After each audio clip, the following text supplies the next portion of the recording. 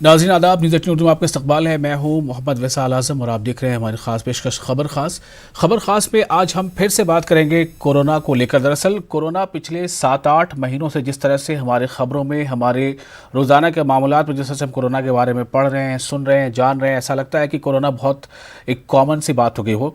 लेकिन दरअसल यही वक्त है बहुत ज़्यादा होशियार, बहुत ज़्यादा बेदार और बहुत ज़्यादा चौकन्ने रहने का। जी हाँ, कोरोना के मामले पूरी दुनिया में तो बढ़ ही रहे हैं, ख़ासतौर से हिंदुस्तान में हालिया जो 2-3 हफ्तों में कोरोना के मामलों में अचानक बहुत तेज़ उछाल आया है। इसलिए आज हम इस पर बात करेंगे कि कोरोना के जिस तरह से तेज़ होते जा रहे हैं वार, हम कितने बेदार। दुनिया भर में कोरोना मुतासिरीन की तादाद 2 करोड़ 40 लाख के करीब पहुंच चुकी है। कई और रिपोर्ट्स के मुताबिक ये तादाद 2 करोड़ 50 लाख या उससे ज़्यादा भी बढ़ गई है। हिंदुस्तान में इसको लेकर मामला बहुत ज़्यादा बढ़ता जा रहा है। 21 लाख से ज़्यादा मामले हो गए हैं, बल्कि और ज़्यादा उसमें रिपोर्ट्स आ रही हैं। जो सरकारी रिपोर्ट्स हैं, आदाद शुमार, उसके मुताबिक ये इस तरह का आदाद शुमार में मिल रहे हैं। लेकिन सबसे अहम बात यह है कि हिंदुस्तान में जो सेहतयाब होने का जो रेशियो है वो भी बेहतर है। हिंदुस्तान में अब तक 16,39,599 अफराद जो हैं वो सेहतयाब हो चुके हैं और जो सेहतयाब होने की जो शरह बताई जा रही है, जो फ़ीसद है, वो थोड़ा हौसला अफजा ज़रूर है। 70.38% लोग जो है वो सेहतयाब हो रहे हैं। और जबकि जो हिंदुस्तान में कोरोना मुतासरीन की अमवात की जो शरह है, जो फ़ीसद है, वो तकरीबन 2% के आसपास।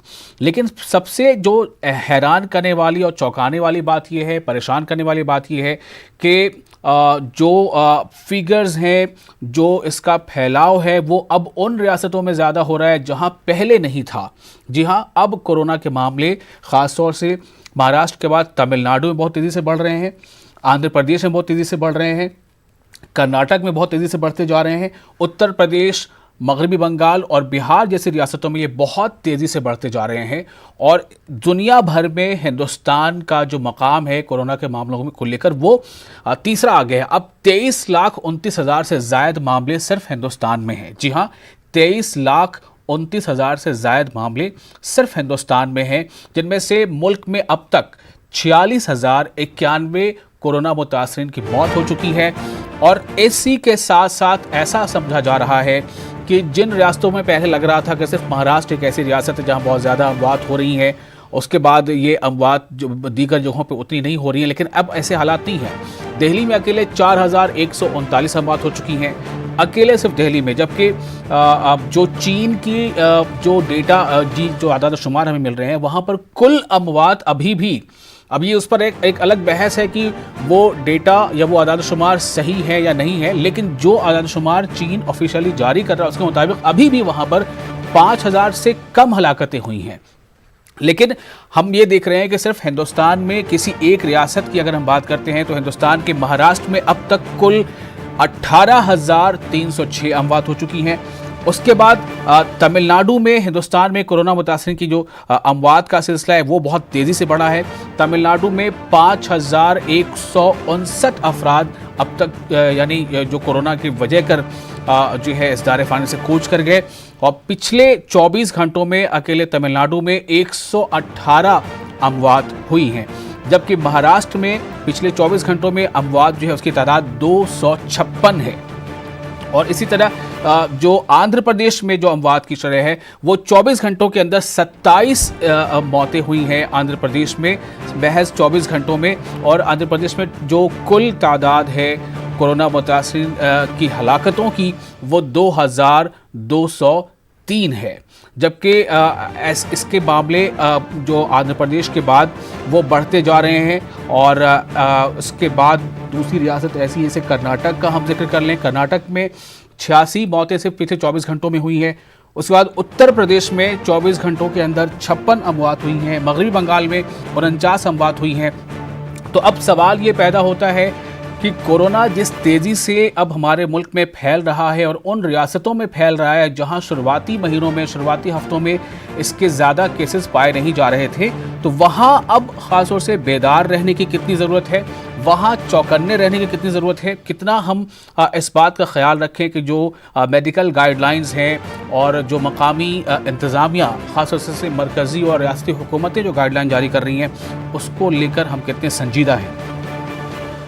और हमारे पास कुछ इसको लेकर बयानात हमने अलग अलग जगहों से मंगाई हैं, ये जानने के लिए कि लोगों में कोरोना को लेकर क्या कितनी बेदारी है, लोग कोरोना के ताल्लुक से क्या सोच रहे हैं। सबसे पहले आपको बताते हैं हैदराबाद शहर से हमने कुछ लोगों के बयान मंगाए, वो सुनिए आप। क्या है बोले तो कोरोना जैसा फैल रहा पुराने शहर में, जैसे मैं परसों बारखस के पीएचसी को गया था, उस दिन टेस्टिंग कर रहे थे, जब 40 लोग को टेस्ट करे तो उसमें से तकरीबन 15 लोग पॉजिटिव निकले। तो ये पूरे जो पॉजिटिव निकल रहे लोग ओल्ड सिटी में, उन लोग ज़्यादातर घर पे ही आइसोलेशन रहने के लिए कह रहे हैं, मेडिकल एडवाइस। मगर ये इसमें प्रॉब्लम क्या होता है बोले तो जैसे आप हफीज़ बाबा नगर जाओ या बारखस के थोड़े एरियाज़ में गए तो इतना डेंस पॉपुलेशन है कि सोशल डिस्टेंस मेंटेन करना बहुत ही मुश्किल है। और घरों के अंदर भी 6-6, 10-10 लोग रहते एक ही घर में, उसमें से एक आदमी पॉजिटिव निकला बोले तो समझिए कि सबको पॉजिटिव बन जाता।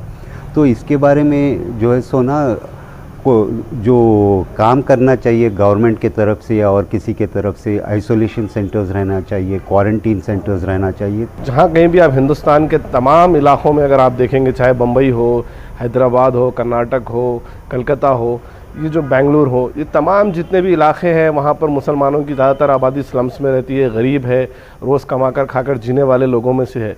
और इन लोगों में जो परेशानियां, जो मुश्किलात से गुज़र रहे हैं उसका अंदाज़ा भी नहीं लगा सकती, क्योंकि हुकूमतें भी अब उनके लिमिटेड रिसोर्सेज के साथ उतनी आगे तक नहीं पहुंच पा रही है। मुसलमानों की बस्तियों में कोरोना वायरस बहुत ज़्यादा तेज़ी से फैलने की वजह एक ये भी है कि उनके मकानात काफ़ी छोटे होते हैं।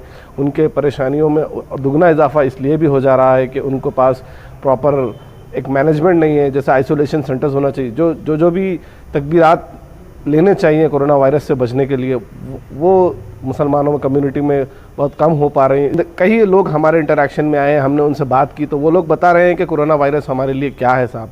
अगर हम आज कारोबार घर बार नहीं कराएंगे तो हमारे बच्चों को कौन पालेगा। लॉकडाउन की वजह से जब थे आरे खैर हजरात ने उनको अनाज पानी दाना दिया है, वो लोगों ने उनको दिया है, वो करे हैं 1 महीना 2 महीने के लिए। लेकिन ज़िंदगी जैसे जैसे आगे बढ़ती जा रही है, जैसे जैसे अब पिछले 4 महीने से आप देख लीजिए हिंदुस्तान में मुसलमानों की हालत पहले से ही अबतर थी, लेकिन अभी ये कोरोना वायरस के इफेक्ट ने मुसलमानों की कमर तोड़ चुकी है। और अब बताते हैं आपको कि इलाहाबाद के कुछ लोगों से हमारे नुमाइंदे ने बातचीत की, उनका क्या कहना है इस बारे में। लॉकडाउन जब हुआ तो इलाहाबाद ऑरेंज जोन में आया, फिर उसके बाद ग्रीन जोन की ओर बढ़ने लगा था। तो हम लोगों ने सोचा कि इलाहाबाद में कोई भी पेशेंट नहीं मिलेगा। मगर जब सरकार ने शराबबंदी को खोलने का काम किया, शराब की दुकानें जो बंद उसको खोलने का काम किया, उसी सप्ताह में इसके लक्षण दिखना शुरू हो गए। जो लोग बाहर में काम करते थे, जो हमारे मजदूर थे, दूसरे प्रांतों में गए थे, दूसरे स्टेट से आए, महाराष्ट्र से आए, गुजरात से आए, दिल्ली से आए, तो ये जो आए तो इनकी कोई जांच नहीं हो पाई। सवाल ये है कि जब पूरे लॉकडाउन भर एक भी केसेस नहीं थे, लॉकडाउन खत्म कर देने के बाद केसेस बढ़ गए हैं, तो कहीं ना कहीं हमने गलत फैसला लिया है। और लॉकडाउन जैसे शनिवार रविवार को पूरी तरह से बंद है, ठीक है, पूरे मार्केट बंद है, लेकिन उसका असर कहीं दिख नहीं रहा है। तो मेरे ख्याल से हमें जागरूक होना पड़ेगा, जनता को जागरूक होना पड़ेगा। अवेयरनेस की कमी नहीं है, लेकिन उसको इस जो हमारे भयावह स्थिति है, ये बीमारी को लोग ज़्यादा संजीदगी से नहीं ले रहे हैं। तो आपने सुना इलाहाबाद में लोगों का क्या कहना है। ज़्यादातर लोग ये कह रहे हैं कि बीमारी अपनी जगह है, ख़तरात अपनी जगह है, लेकिन बीमारी के ताल्लुक से जानकारी या अवेयरनेस की कमी हो ऐसा भी नहीं है। लेकिन पता नहीं क्यों लोग इसे हल्के में ले रहे हैं। कुछ लोग ये कह रहे हैं कि हुकूमत के फैसले ऐसे रहे हैं जिससे ऐसा लगता है कि बगैर सोचे समझे सब कुछ किया गया। ये लोगों का कहना था।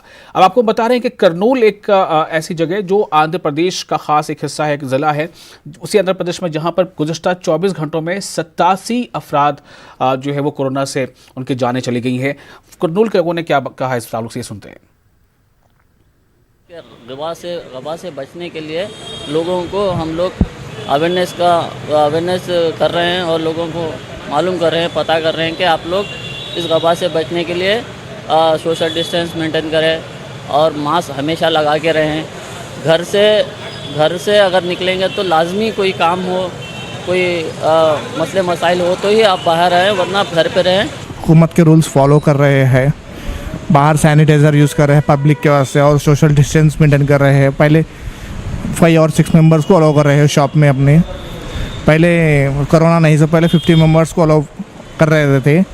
अभी जो कोरोना आने से पूरी सोशल डिस्टेंस मेंटेन कर रहे हैं। और इससे पहले कि हम आपको और दीगर शहरों के लोगों के रद्दअमल को सुनाएं, अब तक हम चाहते हैं कि अपने मेहमानों का हम तारुफ कराते हैं। हमारे साथ बेंगलोर से इस वक्त जुड़े हुए हैं अमीर मुदस्सिर, जो प्रोफेशन से एक बाय प्रोफेशन एक इंजीनियर हैं, समाजी कारकुन हैं। और सबसे अहम बात यह है कि अमीर मुदस्सिर ख़ुद कोरोना पॉजिटिव हुए थे, उनका इलाज भी हुआ और अब वो बिल्कुल सेहतमंद हैं। तो उनके जो अपने तजुर्बात हैं उसकी रोशनी में वो क्या बताते हैं नाज़रीन से, ये बहुत अहम होगा। और इलियास शम्सी हमारे साथ मौजूद हैं, समाजी कारकुन हैं, हैदराबाद से हमारे साथ जुड़ रहे हैं। और हमारे नुमाइंदे तंजीर मेरठ से और शबाना एजाज हमसे जुड़ेंगे कोलकाता से। हम जानेंगे कि वहाँ पर लोग इसे कितना सीरियसली ले रहे हैं या नहीं ले रहे हैं। सबसे पहले अमीर मुदस्सिर साहब, मैं आपके पास आ रहा हूँ। एक तो आपके अपने तजुर्बात और दूसरी ये कि आपने अभी कुछ लोगों को सुना, हैदराबाद के लोग क्या कह रहे थे और इलाहाबाद में लोगों ने क्या कहा है। मैं ये जानना चाहता हूँ, जिस तेज़ी से कोरोना का वार अब हो रहा है, क्या आप महसूस कर रहे हैं कि इतनी बेदारी, ख़ास तौर से एक ख़ास कम्युनिटी में जिसके बारे में समझा जा रहा है कि उसको लेकर के बहुत ज़्यादा वो संजीदा नहीं है, क्या इतनी बेदारी है उनमें?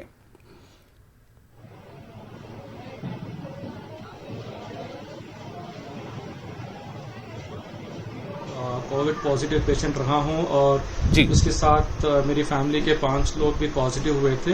ये पूरा हादसा जो है जुलाई 10 तारीख को शुरू हुआ और उसी वक्त से मुझे ये अंदाजा था कि जब तक इसका अवेयरनेस हम ज्यादा नहीं करेंगे हम इसको कंट्रोल नहीं कर सकते। क्योंकि अभी जो जिस तरह ये स्प्रेड हो रहा है, मैं मानता हूं कि अवेयरनेस की बहुत सख्त जरूरत है। अवेयरनेस 2 चीजों की बहुत इंपॉर्टेंट है। एक तो कि आप कितना प्रिकॉशन ले सकते हैं लीजिए, जितनी जरूरत है उतनी जरूरत के लिए बाहर जाइए।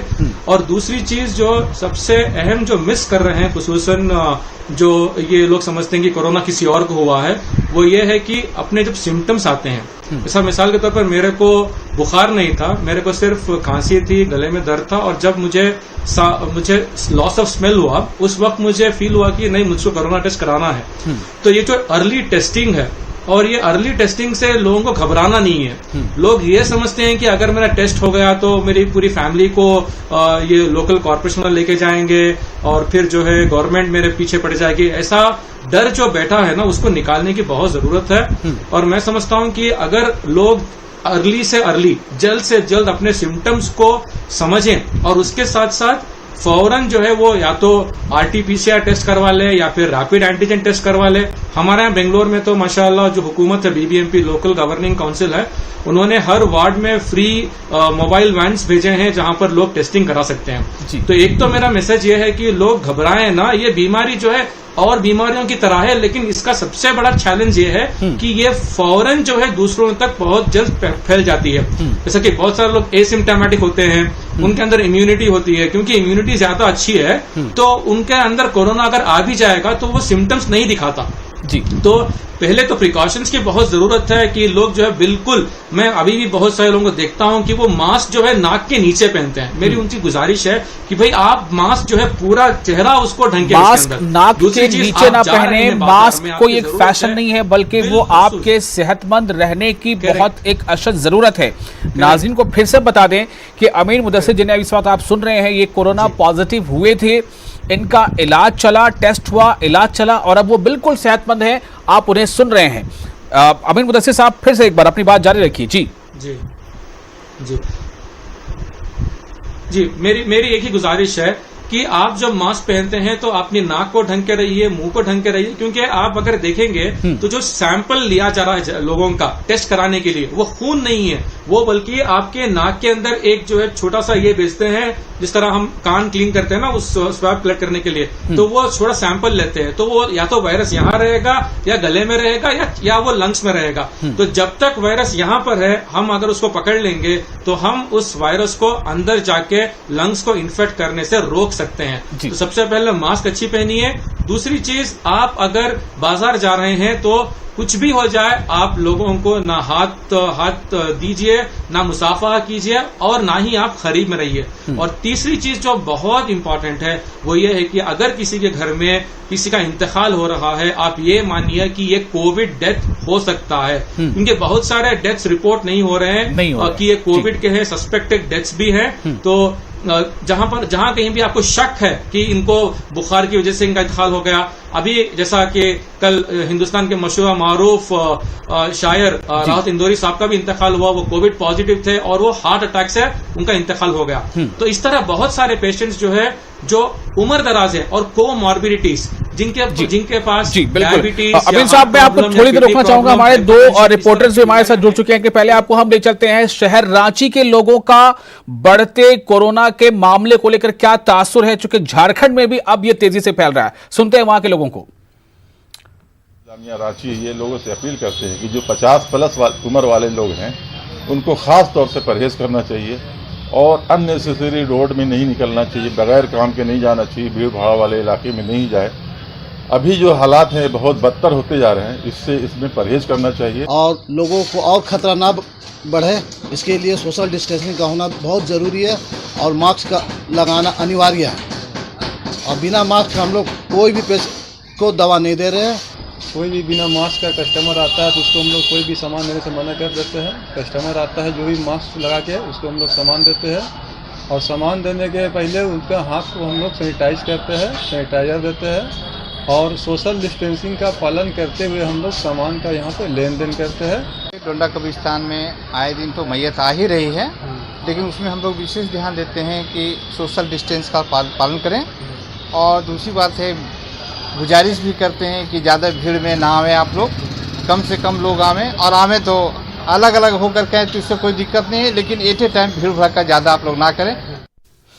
और शबाना इजाज हमारे साथ कोलकाता से जुड़ी हैं, तंजीर हमारे नुमाइंदे मेरठ से जुड़े हैं। तंजीर, मैं आपके पास आ रहा हूं, क्या आपको लग रहा है तंजीर के कोरोना के जिस तरह से मामले अब तेजी से बढ़ रहे हैं, खासतौर से उत्तर प्रदेश जहां पर अब बहुत तेजी से मामले बढ़ रहे हैं, पिछले 24 घंटों में उत्तर प्रदेश में जो आदाद शुमार उसके मुताबिक 56 अमवात हो चुकी हैं।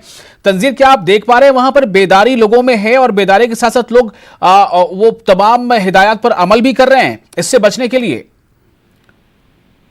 कि देखिए, जिस तरह से शुरुआत हुई लॉकडाउन की और तब ये खतरा महसूस किया जा रहा था पूरी दुनिया में ही कि जिस तरह से कोरोना वायरस का इन्फेक्शन फैल रहा था और अमवात हो रही थी। चाइना से इसकी शुरुआत हुई, ईरान दूसरी कंट्री था, उसके बाद इटली, यूरोप की दूसरी कंट्रीज, अमेरिका, और उसके बाद अब अगर हम 3 लॉकडाउन के बाद की बात करें तो इंडिया में सबसे ज्यादा इन्फेक्शन का खतरा ब्राजील के बाद बढ़ गया है और ये खतरा लगातार बढ़ता जा रहा है। जिस तरह से आप अभी आपने भी आंकड़े दिए इसके, और लगातार तेजी से बढ़ रहा है। लखनऊ, अगर हम उत्तर प्रदेश की बात करें तो लखनऊ में जो कि राजधानी है, जहां पर मेडिकल इंफ्रास्ट्रक्चर भी बेहतर है, सीएम दौरे कर रहे हैं और पश्चिमी उत्तर प्रदेश में, मगरबी उत्तर प्रदेश में सीएम आए और कोविड हॉस्पिटल्स बनाए जा रहे हैं, बेड्स जो हैं उनकी तादाद बढ़ाई गई है। उसके बावजूद अकेले 14,439 मामले अभी तक आ चुके। सिर्फ एक सिटी की मैं बात कर रहा हूँ। मैं पश्चिमी उत्तर प्रदेश की बात करें तो सहारनपुर और मेरठ 2 मंडल हैं, 8 जिले हैं, लगातार केसेस बढ़ रहे हैं। पहले जब फर्स्ट लॉकडाउन था लोग दहशत में थे, पूरी तरह से बाजार बंद थे, घरों से लोग बाहर नहीं निकल रहे थे, जो सिक्योरिटी मेजर्स हैं उनको फॉलो कर रहे थे, मास्क लगा रहे थे, सैनिटाइजर का भी इस्तेमाल कर रहे थे और डर रहे थे। लेकिन अब जैसे कि अनलॉक शुरू हुआ, 3 शुरू हुआ, उसके बाद से बाजार भी खुले, लोग भी बाहर निकल रहे हैं, सिर्फ तालीमी इदारे बंद हैं, जिम बंद हैं, जिम भी कुछ खुले हैं हालांकि, और सिर्फ जो है वो सिनेमा बंद है। इसके अलावा चीजें खुल गई हैं, बाजार भी अब पूरे दिनों के लिए, 7 दिनों के लिए खुल रहे हैं ज्यादातर इलाकों में। हालांकि मेरठ की अगर हम बात करें तो यहाँ 2 दिन का, आखिरी दिनों में हफ्ते के लिए। तंजीर, मैं आपको थोड़ा रोकना चाहूंगा, हमारे साथ कुछ और मेहमान भी हैं, मैं रुख करता हूं सीधे। इलियास शम्सी हमारे साथ जुड़े हैं, हैदराबाद से सामाजिक कारकुन है। इलियास शम्सी साहब, आपका बहुत इस्तकबाल है। हैदराबाद में आप कैसे देख रहे हैं हैदराबाद, या आप पूरे हम बात करें तेलंगाना की, चूंकि यहाँ भी कोरोना के मामले थम तो नहीं रहे, लगातार बढ़ रहे हैं। ये अलग बात है कि आप थोड़ी अपनी पीठ थपथपा सकते हैं कि आंध्र प्रदेश से हमारे यहाँ मामले कम हैं। जी देखिए, असल मसला ये है कि तेलंगाना में हुकूमत की जो जिम्मेदारी है, मुझे लगता है कि हुकूमत गफलत का शिकार है। कोरोना से लड़ने के लिए सिर्फ अकेली हुकूमत के जिम्मेदार नहीं है, बल्कि हुकूमत के साथ साथ गैर सरकारी तंजीमें और अवाम को भी ताउन चाहिए। लेकिन हुकूमत आगे बढ़कर नहीं आ रही है। मैं एक छोटी मिसाल दूंगा कि रियासत आंध्र प्रदेश, जो हमारी पड़ोसी रियासत है, वहां पर बड़े पैमाने पर एम्बुलेंस का इंतजाम किया गया रियासती हुकूमत की तरफ से। लेकिन अगर दूसरी तरफ देखा जाए तो तेलंगाना के अंदर हमारे पास का आलम यह हो गया है तेलंगाना में कि यहां पर तेलंगाना में लोग जो है बंडी पर या ऑटो पर कोविड के बॉडीज को ले जा रहे हैं और आवाम के दरमियान जो शऊर पैदा करना है, उस शऊर पैदा करने के सिलसिले में ना तो हेल्थ मिनिस्टर ना ही हुकूमत के कोई अहदेदार आवाम के दरमियान आ रहे हैं। बल्कि मुझे तो यह लगता है कि जितने आंकड़े होने चाहिए वो आंकड़े दरअसल हुकूमत की तरफ से छुपाए जा रहे हैं। और दूसरा जो सबसे अहम काम जो हुकूमत को अंजाम देना है वो ये है कि हुकूमत अवाम के अंदर कॉन्फिडेंस बिल्डअप करे। देखिए, कोरोना से आप डराएंगे तो बहुत से केसेस आ रहे हैं कि लोग हार्ट अटैक से भी मर रहे हैं। कोरोना के नाम से लोग हार्ट अटैक का शिकार हो रहे हैं। तो जो कॉन्फिडेंस बिल्डअप करना है वो हुकूमत की जिम्मेदारी है। और हुकूमत अगर ये कॉन्फिडेंस बिल्डअप करने में अगर नाकाम हो जाती है, जैसे मैं एक छोटी मिसाल दूंगा कि टिम्स है, एक नया दवाखाना शुरू करने की बात की गई, ऐलान के 3 महीने के बाद वो शुरू हुआ। अगर आप गांधी की मिसाल ले लीजिए, प्राइवेट हॉस्पिटल्स के अंदर 2-3 हॉस्पिटल्स के ऊपर कार्रवाई हुई। मां बाकी हॉस्पिटल्स का जो है आलम यह है कि 2 लाख, 5 लाख, 10 लाख, 20 लाख, 30 लाख इस तरह के बिल बन रहे हैं। तो कोरोना आते के साथ ही लोग ये समझ रहे हैं कि मेरे पास या तो मुझे घर बेचना पड़ेगा या तो मेरी प्रॉपर्टी चले जाएगी। तो कॉन्फिडेंस बिल्डअप करना चाहिए और हुकूमत जिस सतह पर काम करना चाहिए, हुकूमत उस सतह पर। और क्या ये खास वजह है कि लोग जो है खुद को जाहिर नहीं कर पा रहे हैं? और जो रियासत का जी हाँ, देखिए, लोगों में खौफ बैठ गया कि अगर मैं सरकारी दवाखाना जाऊंगा तो जान से मर जाऊंगा और अगर प्राइवेट हॉस्पिटल अगर जाऊंगा तो जान से भी जाऊंगा और जायदाद से भी जाऊंगा। तो ये जो खौफ बैठा है कि लोग बाहर निकल कर नहीं आ रहे हैं, ये लोग नहीं आ पा रहे हैं खौफ की वजह कर। बहुत यहीं पर काम है, बेदारी की जरूरत है। और जैसा अमीन मुदस्सिर ने बताया कि लोगों को आगे आना पड़ेगा। अमीन मुदस्सिर हमारे साथ मौजूद हैं बेंगलुरु से। मैंने बताया कि वो कोरोना पॉजिटिव हुए थे, उनका इलाज हुआ, वो सेहतमंद है, अब लोगों को बाखबर कर रहे हैं, बेदार कर रहे हैं। शबाना एजाज हमारे साथ कोलकाता से हैं। शबाना, मगरबी बंगाल में भी मामला तेजी से बढ़ता जा रहा है, कितनी संजीदगी हुकूमत के इक़दाम में नजर आ रहा है और कितना ज्यादा लोग इसको लेकर एहतियात बरत रहे हैं? देखिए, बिल्कुल सही है कि बंगाल में कोरोना के मरीजों की तादाद बढ़ रही है, लेकिन अगर आप पिछले दिनों का रिकॉर्ड देखें कि जिस तरह से कोरोना जैसी बीमारी जिससे पूरी दुनिया जूझ रही थी और एक बड़ी तादाद में लोग मुतासिर हुए थे कोरोना से, लेकिन इसके बावजूद अगर हम अपने मुल्क की बात करें, अपनी रियासत की बात करें बंगाल में, तो यहाँ शुरू के दिनों में हमने वही देखा था कि दूसरी पार्टियां, अपोजिशन जमातें हुकूमतों पर ये इल्जाम लगा रही थी कि आप कोरोना के मरीजों की तादाद को छुपा रहे हैं, आप टेस्ट नहीं करवा रहे हैं, जो लोग मारे जा रहे हैं उनकी तादाद सही नहीं बताई जा रही है। कुछ ऐसे वीडियोज भी आपको याद होंगे कि बंगाल में कुछ ऐसे वीडियोज भी गवर्नर की तरफ से और दूसरी सियासी जमातों की तरफ से दिखाए गए थे कि कोरोना के मरीजों की जो सही आदाद शुमार है वो सामने नहीं लाए जा रहे हैं। तो ऐसे मौके पर कि एक ऐसी बीमारी जिससे पूरी दुनिया परेशान थी, लोग मुतासिर हो रहे थे और बार बार WHO की तरफ से कहा जा रहा था कि कहाँ से खतरा बढ़ेगा, लेकिन उसके बावजूद सियासत हुई और सियासी पार्टियां जो है वो अपनी अपनी फिक्र में कि उनके यहाँ जो है वो रिकॉर्ड कम हो, वहाँ सबसे ज्यादा कम केसेस दिखाए जाए, अपनी अपनी फिक्र में इस बीमारी को बहुत ज्यादा जो है हम कह सकते हैं कि कोरोना वायरस का अगर फैलाव हुआ है तो कहीं ना कहीं हुकूमतें जिम्मेदार है और हुकूमत की तरफ से उस तरह से अवेयरनेस नहीं चलाई गई जिस तरह से चलाया जाना चाहिए था। अब जब मैं एक छोटा सा जवाब चाहूंगा, लोगों में इससे बचाव को लेकर क्या तदाबीर लोग कर रहे हैं? क्या लोग सोशल डिस्टेंसिंग का ख्याल खुद से रख रहे हैं? क्या मास्क पहन रहे हैं? क्या और दूसरे जो एहतियात उठाने चाहिए वो कर रहे हैं? देखिए, बंगाल में हफ्ते में 2 दिनों का जो अब लॉकडाउन किया जा रहा है उन दिनों में हम नहीं देख रहे हैं कि लोग बाहर निकल रहे हैं, लोग घरों के अंदर हैं। पुलिस को बहुत ज्यादा मेहनत नहीं करनी पड़ रही है कि लॉकडाउन के दिनों में हमने देखा था कि किस तरह से लोगों के ऊपर जो है वो चार्जेस लगाए गए थे, केस दिए गए थे, लेकिन लोगों में कहीं ना कहीं बेदारी है और लोग समझ रहे हैं कि हम कितना खुद को एहतियात बरतें। लेकिन इसके बावजूद जो अनलॉक के दिनों में, जो बकिया दिनों में जो बाजारों में जिस तरह से भीड़ हो रही है, लोग जिस तरह से सड़कों पर नजर आ रहे हैं, आपने देखा होगा कि बंगाल में गाड़ियों को लेकर भी एक बड़ा मसला हुआ था कि जो सरकारी बसें हैं वो चलाई जा रही थी जबकि गैर सरकारी बसें बिल्कुल नादारत थी सड़कों से और किराया बढ़ाए जाने के मुतालबे पर जो है वो एक बड़ा जो है वो कह सकते हैं कि एक हुकूमत के साथ बातचीत का एक लंबा दौर चला तो लोगों को परेशानियां हुई, और अब भी हम हो रही है कि लोगों की एक बड़ी तादाद बस स्टॉप के बाहर देखी जा रही है। जो लोग बाहर निकले हैं, जो दफ्तर जा रहे हैं, उनके लिए हुकूमत को जिस तरह से बेदारी जिस तरह से मुहिम चलानी चाहिए थी, जिस तरह से हर चौराहे पे हमें सिक्योरिटी है वो खड़े होने चाहिए थे, वो लॉकडाउन के अलावा दूसरे दिनों में देखने को नहीं मिल रही है। तो इसलिए बहुत ज्यादा यहाँ पर खतरा है, अंदेशा है, खदशात हैं। अमीन मुदस्सिर साहब, आपने सुना क्या हालात हैं शुमाली और मशरक़ी हिंदुस्तान के उन इलाकों में। ऐसे में आप कितना पुरुम्मीद हैं कि आने वाले हफ्तों महीनों में कोरोना को लेकर ये ग्राफ ऊपर जाएगा, नीचे जाएगा?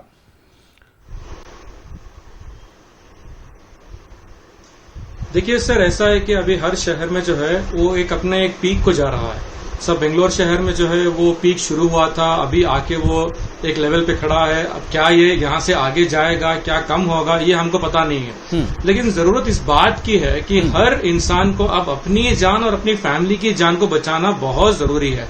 क्योंकि एक तरफ तो है कि ये बीमारी जो है जब आती है तो इसका असर होता है एक महीने तक। क्योंकि मैं जो गया था और मैं वापस आया, मैं तकरीबन 14 दिन घर में आइसोलेशन में था। मेरे अल्हम्दुलिल्लाह अल्लाह ने ऐसा घर दिया है कि भाई हम सब लोग अलग अलग रूम्स में रह पाए।